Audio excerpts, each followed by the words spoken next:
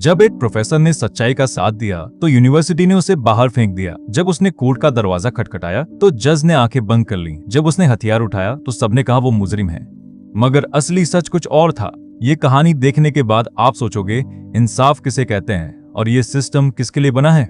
कहानी की शुरुआत होती है जनवरी 1995 से। लोकेशन है साउथ कोरिया की एक बहुत बड़ी नेशनल यूनिवर्सिटी। हमें स्क्रीन पर एक क्लासरूम दिखाया जाता है जहां एक मैथमेटिक्स के प्रोफेसर, जिनका नाम है प्रोफेसर क्योंग हो, बहुत ही सीरियस होकर पढ़ा रहे हैं। हमें बताया जाता है कि ये आदमी अपने उसूलों का, अपने प्रिंसिपल्स का बहुत पक्का है। वो एक ऐसे इंसान है जिनके लिए सही मतलब सही और गलत मतलब गलत, मैथ्स के इक्वेशन की तरह। उनकी जिंदगी में कोई ग्रे एरिया नहीं है। लेकिन 1995 में ही उनकी जिंदगी में एक बहुत बड़ा तूफान आता है। उनका पूरा करियर, उनकी इज्जत, सब कुछ दांव पर लग जाता है। असल में होता यह है कि यूनिवर्सिटी के प्रेसिडेंट और वहां के कुछ पावरफुल प्रोफेसर्स एक मीटिंग करते हैं। वो चाहते हैं कि प्रोफेसर क्योंग हो स्टूडेंट्स के एंट्रेंस एग्जाम के स्कोर्स को बदल दें। वो चाहते हैं कि कुछ स्टूडेंट्स को पास करने के लिए नंबरों में हेर फेर की जाए, यानी ग्रेड्स को मैनिपुलेट किया जाए। एक तरह से यह करप्शन था। यूनिवर्सिटी का एडमिनिस्ट्रेशन प्रोफेसर क्योंग हो पर दबाव डालता है कि वो उन झूठे पेपर्स पर साइन कर दें। लेकिन जैसा कि हमने बताया,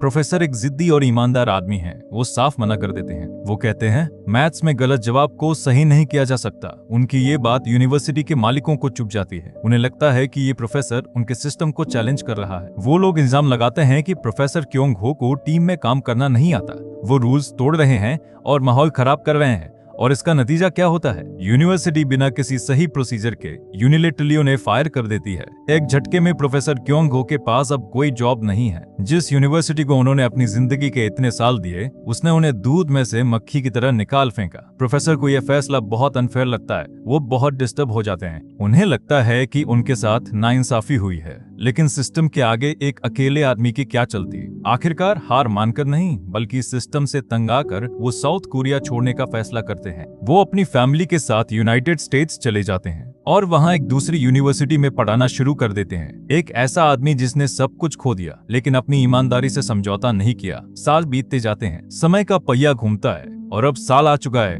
2005। साउथ कोरिया की गवर्नमेंट एक नया कानून, एक नया लॉ पास करती है। इस लॉ के मुताबिक जिन यूनिवर्सिटी स्टाफ या प्रोफेसर्स को पास्ट में गलत तरीके से उनकी जॉब से निकाला गया था, उन्हें एक मौका दिया जाएगा। वो कोर्ट में जाकर अपने केस को दोबारा रिव्यू करवा सकते हैं। यह खबर अमेरिका में बैठे प्रोफेसर क्योंग हो तक पहुंचती है। उनके अंदर का वो पुराना जख्म फिर से ताजा हो जाता है। वो अपनी वाइफ यंग ही से कहते हैं, हमें वापस चलना होगा, मुझे अपना नाम साफ करना है। यंग ही बहुत डरती हैं। वो उस पुराने दर्द को, उस बेइज्जती को दोबारा नहीं झेलना चाहती। वो उन्हें मना करती हैं, लेकिन प्रोफेसर की जिद के आगे उन्हें झुकना पड़ता है। वो वापस कोरिया आ जाते हैं। प्रोफेसर क्योंग हो कोर्ट में अपील फाइल करते हैं। हमें कोर्ट रूम का नजारा दिखाया जाता है। प्रोफेसर को पूरा भरोसा है कि वो जीत जाएंगे और असल में उनके जीतने के चांसेस बहुत अच्छे भी हैं। वो अब सिर्फ एक लोकल टीचर नहीं है, अमेरिका में उन्होंने बहुत इज्जत कमाई है। वो एक रिस्पेक्टेड स्कॉलर है। केस के दौरान प्रोफेसर जज से एक छोटी सी रिक्वेस्ट करते हैं। वो कहते हैं, जज साहब प्लीज उन स्टूडेंट्स को बुलाइए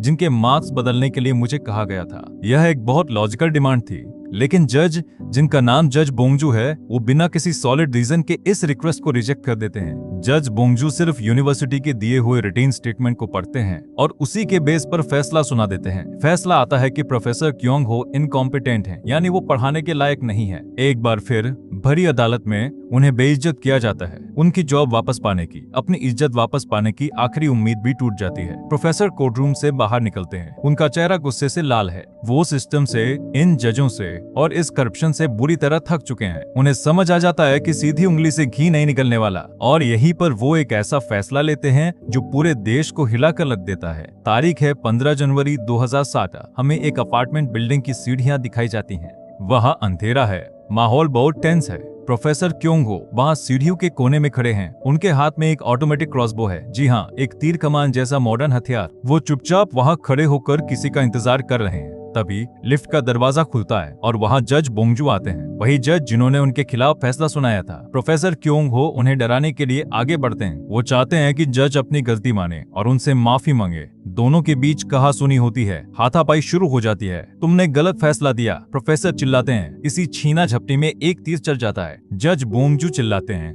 लेकिन मीडिया के लिए यह बहुत बड़ी खबर थी। हेडलाइंस बनती है, एक पादर प्रोफेसर ने जज पर जानलेवा हमला किया, जज पर टेरर अटैक, प्रोफेसर क्योंग हो अब जेल में हैं। उन पर अटेम्प्ट टू मर्डर और टेररिज्म जैसे सीरियस चार्जेस लगाए जाते हैं। अब उन्हें एक बहुत सख्त सजा मिलने वाली है। अब कहानी में एंट्री होती है हमारी दूसरी मेन कैरेक्टर की। प्रोफेसर की वाइफ यंग ही दर दर भटक रही हैं। उन्हें अपने पति को बचाने के लिए एक लॉयर चाहिए, लेकिन कोई भी लॉयर एक जज के खिलाफ लड़ने को तैयार नहीं है। जज पर हमला करने वाले को डिफेंड करना मतलब अपने करियर को खत्म करना। आखिरकार उन्हें एक लॉयर का नाम पता चलता है, पार्क जून। पार्क जून एक ऐसा लॉयर है जो पहले भी यूनिवर्सिटी के खिलाफ केस लड़ चुका है। यंग ही उसके ऑफिस जाती है। हमें पार्क जून का कैरेक्टर दिखाया जाता है। पहले वो एक बहुत आइडियलिस्टिक और क्रांतिकारी लॉयर हुआ करता था, लेकिन अब हालात बदल चुके हैं। उसके 2 बच्चे हैं, फैमिली का फाइनेंशियल प्रेशर है। वो अब इंसाफ के लिए नहीं, पैसों के लिए काम करता है। जब यंग ही उसे केस के बारे में बताती है तो पार्क जून साफ मना कर देता है। वो कहता है,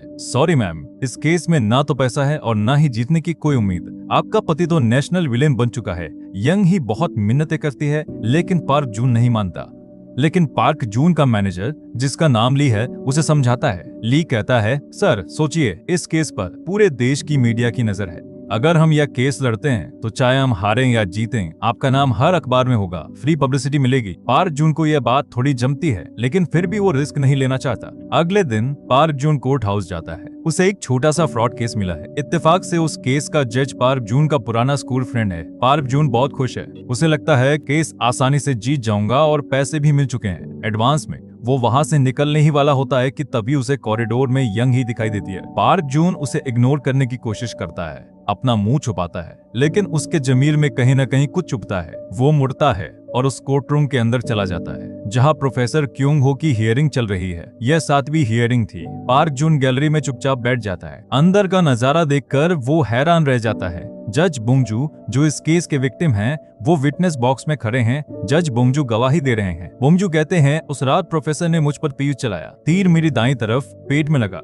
मैंने खुद उस तीर को खींचा। वो मेरे पेट में धंसा हुआ था। फिर मैंने वो तीर अपने ड्राइवर को दे दिया। डिफेंस लॉयर पूछता है, लेकिन सर, जो तीर एविडेंस में मिला है वो आगे से ब्लंट है, यानी उसका कोना टूटा हुआ और मोटा है। अगर तीर इतना ब्लंट था तो वो आपके शरीर में घुसा कैसे? जज बोंगजू हतलाने लगते हैं। उनके पास कोई जवाब नहीं होता। तभी डिफेंडेंट बॉक्स में खड़े प्रोफेसर क्योंग हो जोर से चिल्लाते हैं, यह झूठ बोल रहा है, यह सब बकवास है। हमें दिखाया जाता है कि प्रोफेसर का जो अभी वाला लॉयर है वो बहुत डरपोक है। वो ठीक से बोल भी नहीं पा रहा। यह देखकर प्रोफेसर का गुस्सा फूट पड़ता है। वो जज को लॉ सिखाने लगते हैं। वो कहते हैं, क्रिमिनल प्रोसीजर कोड के मुताबिक यह गवाही गलत है। जज उन्हें चुप रहने को कहते हैं, लेकिन प्रोफेसर नहीं रुकते। वो अपने ही लॉयर को बड़ी अदालत में फायर कर देते हैं। वो कहते हैं, तुम्हें डिफेंड करना नहीं आता, निकल जाओ यहाँ से। यह सब देखकर पार्क जून को बहुत इंटरेस्ट आता है। उसे लगता है कि यह प्रोफेसर पागल जरूर है, लेकिन इसमें दम है। कोर्ट के बाहर पार्क जून को अपनी पुरानी स्कूल फ्रेंड मिलती है, जो अब एक जर्नलिस्ट है। उसका नाम यून सीओ है। वो तीनों, पार्क जून, यून सीओ और यंग ही, शाम को ड्रिंक के लिए बैठते हैं। पार्क जून अभी भी केस लेने को तैयार नहीं है। वो कहता है, देखो, प्रैक्टिकल बनो। जिस आदमी ने जज को तीर मारा उसे कोई नहीं बचा सकता। तभी अचानक पार्क जून का फोन बजता है और यह कॉल उसकी किस्मत बदल देती है। उसका वो फ्रॉड केस जो उसे सुबह मिला था वो कैंसिल हो गया है। क्लाइंट ने एडवांस पेमेंट वापस मांग लिया है। अब पार्क जून के पास ना कोई केस है, ना पैसे और ना ही घर जाने की हिम्मत, क्योंकि वो अपनी वाइफ को क्या मुंह दिखाएगा। पार्क जून डिप्रेशन में बहुत ज्यादा शराब पी लेता है। वो एक सस्ते से मोटल में रात गुजारता है। उसके पास अब खोने के लिए कुछ नहीं है। अगली सुबह मैनेजर ली उसे जगाता है। ली उसे पार्क जून का एक पुराना वीडियो दिखाता है। यह वीडियो साल 2001 का है। वीडियो में पार्क जून एक मजदूरों के प्रोटेस्ट को लीड कर रहा है। वो पुलिस के सामने सीना तान कर खड़ा है। वो इंसाफ की बातें कर रहा है। ली कहता है, सर, आप पहले ऐसे थे, आप सही के लिए लड़ते थे, आज आप क्या बन गए हैं? यह वीडियो देखकर और अपनी खाली जेब देखकर पार्क जून फाइनली डिसाइड करता है कि वो प्रोफेसर क्योंग हो का केस लड़ेगा। वो जेल जाता है प्रोफेसर से मिलने। जेल में एक बहुत इंटरेस्टिंग सीन होता है। पार्क जून पूछता है, प्रोफेसर, सच सच बताइए, क्या आपने जज को मारने की कोशिश की थी? प्रोफेसर क्योंग हो उसकी आंखों में देखते हैं और कहते हैं, एडवोकेट पार्क, मैंने तो तीर चलाया ही नहीं। पार्क जून हैरान रह जाता है, क्या? लेकिन एविडेंस, गवाह, वो सब? प्रोफेसर कहते हैं, असल में मैं वहां सिर्फ डराने गया था, मैंने ट्रिगर दबाया ही नहीं, वो सब झूठ बोल रहे हैं। प्रोफेसर का लॉजिक बड़ा सिंपल है, अगर मैंने गलती की है तो मुझे सजा दो, लेकिन अगर मैंने वो किया ही नहीं तो मैं एक दिन की भी जेल नहीं काटूंगा। पार्क जून को समझ आ जाता है कि यह केस मर्डर का नहीं बल्कि साजिश का है और यहाँ से शुरू होती है असली जंग। अब हम कोर्टरूम ड्रामा की गहराइयों में चलते हैं। पहली अपील हियरिंग। पार्क जून पूरी तैयारी के साथ कोर्ट में आता है। वो सबसे पहले जज के बदलने की मांग करता है। वो कहता है, योर ऑनर, जिस केस में विक्टिम खुद एक जज हो, उस केस में दूसरे जजेस न्यूट्रल कैसे हो सकते हैं? आप सब एक ही बिरादरी के हैं, हमें फेयर ट्रायल चाहिए। सरकारी वकील इसका विरोध करता है और प्रोफेसर के लिए 4 साल की सजा की मांग करता है, लेकिन पार्क जून की दलीलें इतनी तगड़ी होती हैं कि कोर्टरूम में बैठे लोग तालियां बजाने लगते हैं। पहली बार किसी ने सिस्टम को आईना दिखाया था। दूसरी हियरिंग 10 दिसंबर 2007। प्रोसिक्यूटर एक खून से सनी हुई shirt, blood stain shirt, evidence के तौर पर पेश करता है। वो कहता है कि यह शर्ट जज बोंगजू ने उस रात पहनी थी। पार्क जून तुरंत खड़ा होता है। वो कहता है, योर ऑनर, हमें इस खून का डीएनए टेस्ट चाहिए। हमें कैसे पता कि यह खून जज का ही है या किसी जानवर का खून है जिसे बाद में लगाया गया? जज इस मांग को खारिज कर देता है। वो कहता है, इसकी कोई जरूरत नहीं है। तभी प्रोफेसर क्योंग हो, जो चुपचाप खड़े थे, वो बोलते हैं। वो कहते हैं, मिस्टर प्रोसिक्यूटर, आप एविडेंस बदल रहे हैं। पहले कहा गया था कि तीर टूट गया था, अब आप कोर्ट में एक सही सलामत तीर दिखा रहे हैं। वो टूटा हुआ तीर कहाँ गया? वो ब्रोकन एरो कहाँ है? यह सवाल पूरे केस का टर्निंग पॉइंट बन जाता है। टूटा हुआ तीर गायब है, पुलिस, डॉक्टर, ड्राइवर सबकी गवाही अलग अलग है। तीसरी हियरिंग 28 जनवरी 2008। पार्क जून अब गवाहों की धज्जियां उड़ाता है। सबसे पहले वो एम्बुलेंस के पैरामेडिक को बुलाता है। पैरामेडिक कहता है, जब मैं वहां पहुंचा तो जज बोंगजू चढ़ फिर रहे थे। उन्होंने मुझसे कहा कि तीर लगा और बाउंस होकर गिर गया। पार्क जून जज की तरफ देखता है। देखा आपने, बाउंस हो गया, यानी धंसा नहीं था। फिर डॉक्टर आता है।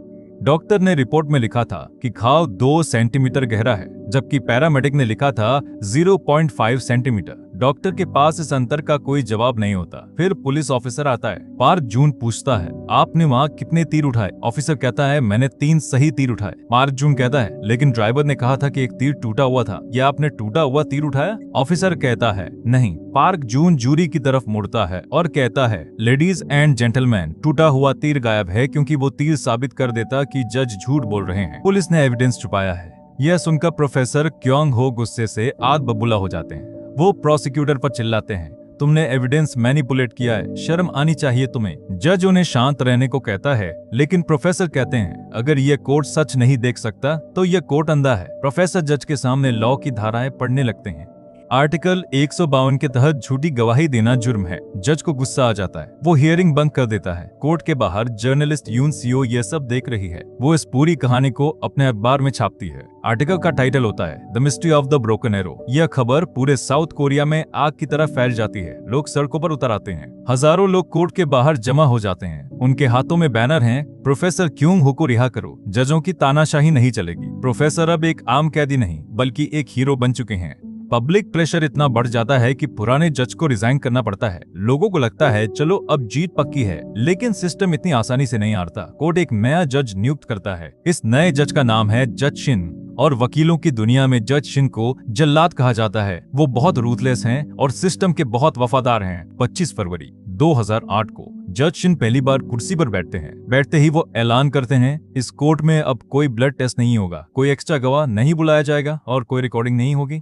पार्क जून और प्रोफेसर हैरान रह जाते हैं। यह तो खुली नाइंसाफी थी। प्रोफेसर क्योंग हो फिर से खड़े होते हैं। वो कहते हैं, योर ऑनर, पुलिस ने रिपोर्ट में लिखा है कि मैंने हथियार सरेंडर किया जबकि उन्होंने मुझसे छीना था। यह रिपोर्ट झूठी है, क्या आप इसे मानते हैं? जज शिन उनकी तरफ देखते भी नहीं, वो इग्नोर करते हैं। प्रोफेसर कहते हैं, अगर आप इस गलत एविडेंस को मानेंगे तो मैं आप पर भी केस कर दूंगा। कोर्ट में सन्नाटा छा जाता है। जज को धमकी। जज शिन का चेहरा पत्थर जैसा हो जाता है। उसी रात प्रोफेसर को सबक सिखाने के लिए जेल में टॉर्चर किया जाता है। उन्हें एक ऐसी कोठरी में डाला जाता है जहां 2 खूंखार कैदी पहले से हैं। जेलर के इशारे पर वो कैदी प्रोफेसर को बुरी तरह मारते पीटते हैं, उन्हें ह्यूमिलेट करते हैं। अगले दिन जब यंग ही और पार्क जून उनसे मिलने आते हैं तो प्रोफेसर की हालत देखी नहीं जाती। उनके चेहरे पर चोट के निशान हैं, वो चल भी नहीं पा रहे। यह देखकर पार्क जून का खून खौल उठता है। उसे अब समझ आता है कि लॉ की किताबों से यह जंग नहीं जीती जा सकती, उसे साइंस का सहारा लेना होगा। पार्क जून खुद एक शूटिंग रेंज पर जाता है। वो उसी तरह का क्रॉसबो लेता है। वो एक्सपेरिमेंट करता है। हमें दिखाया जाता है कि जब वो तीर को सही से चलाता है तो वो दीवार में 15 सेंटीमीटर धंस जाता है, लेकिन जब वो जानबूझकर निशाना चुकता है तो तीर दीवार से टकरा कर टूट जाता है और उसका कोना ब्लंट हो जाता है। पार्क जून चिल्लाता है, यही हुआ था, तीर दीवार से टकराया था, जज को लगा ही नहीं। आखिरी सुनवाई का दिन आता है। पार्क जून कोर्ट में वो एक्सपेरिमेंट वाला वीडियो चलाने की परमिशन मांगता है। जज शिन साफ मना कर देते हैं, रिजेक्टेड। पार्क जून कहता है, योर ऑनर, यह डिफेंस का हक है। जज शिन कहते हैं, बैठ जाइए मिस्टर पार्क, वरना आपको बाहर निकाल दिया जाएगा। प्रोफेसर क्योंग हो को अब बर्दाश्त नहीं होता। वो खड़े होते हैं और कहते हैं, यह कोर्ट नहीं, यह एक सर्कस है, मैं इस कार्यवाही का बहिष्कार करता हूँ। वो गुस्से में कोर्ट से बाहर निकल जाते हैं। पार्क जून भी अपनी फाइल बंद करता है और उनके पीछे चल देता है। वो सोचता है कि बिना लॉयर और मुजरिम के हियरिंग कैसे होगी, लेकिन जज शिन बहुत चालाक हैं। वो कहते हैं, कोई बात नहीं, हम सरकारी वकील नियुक्त करेंगे और फैसला आज ही सुनाएंगे। पार्क जून को मजबूरी में वापस अंदर आना पड़ता है। वो अपने क्लाइंट को अकेला नहीं छोड़ सकता। प्रोसिक्यूटर अपनी फाइनल स्पीच देता है। मजे की बात यह है कि प्रोसिक्यूटर खुद मान लेता है कि हाँ, एविडेंस में कुछ कमियां हैं। टूटा हुआ तीर गायब है, कपड़ों पर खून के निशान मैच नहीं हो रहे, मतलब प्रोसिक्यूटर के पास भी कोई सबूत नहीं है। लेकिन जज शिन को सबूतों से कोई मतलब नहीं। वो अपना फैसला पढ़ना शुरू करते हैं। पार्क जून आखिरी बार खड़ा होता है। वो जज्बाती होकर बोलता है, योर ऑनर, एक बेगुनाह को सजा देना 100 गुनहगारों को छोड़ने से ज्यादा बड़ा पाप है। यह आदमी सिस्टम के खिलाफ बोला, इसलिए इसे सजा मत दीजिए। कोर्ट रूम में बैठी जनता गुस्से में है, माहौल बहुत गर्म है। तभी जज शिन अपना हथौड़ा मारते हैं और कहते हैं, तमाम दलीलों को खारिज किया जाता है। प्रोफेसर क्योंग हो को दोषी पाया जाता है और उन्हें 4 साल की जेल की सजा सुनाई जाती है। जैसे ही यह फैसला आता है, कोर्टरूम में हंगामा मच जाता है। पब्लिक बेकाबू हो जाती है। लोग जज की तरफ अंडे फेंकने लगते हैं, गालियां देने लगते हैं। पार्क जून गुस्से में पानी की बोतल उठाकर जज की तरफ मारने वाला होता है, लेकिन यून सियो उसे रोक लेती है। यह हार सिर्फ प्रोफेसर की नहीं, पूरे न्याय सिस्टम की थी। प्रोफेसर क्योंग हो को अनसान प्रिजन भेज दिया जाता है। लेकिन कहानी यहाँ खत्म नहीं होती। जेल के अंदर भी प्रोफेसर झुकते नहीं हैं। हमें दिखाया जाता है कि वो जेल के गार्ड्स को भी लॉ पढ़ाने लगते हैं। तुम मुझे इस तरह हाथ नहीं लगा सकते,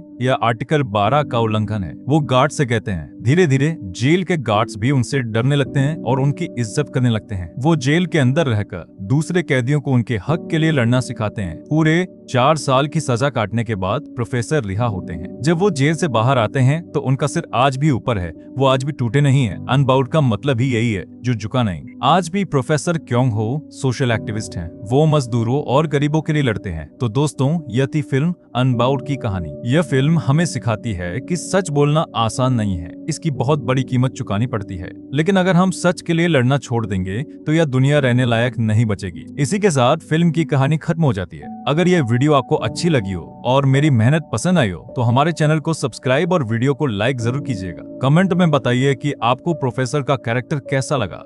मिलते हैं अगली वीडियो में। जय हिंद।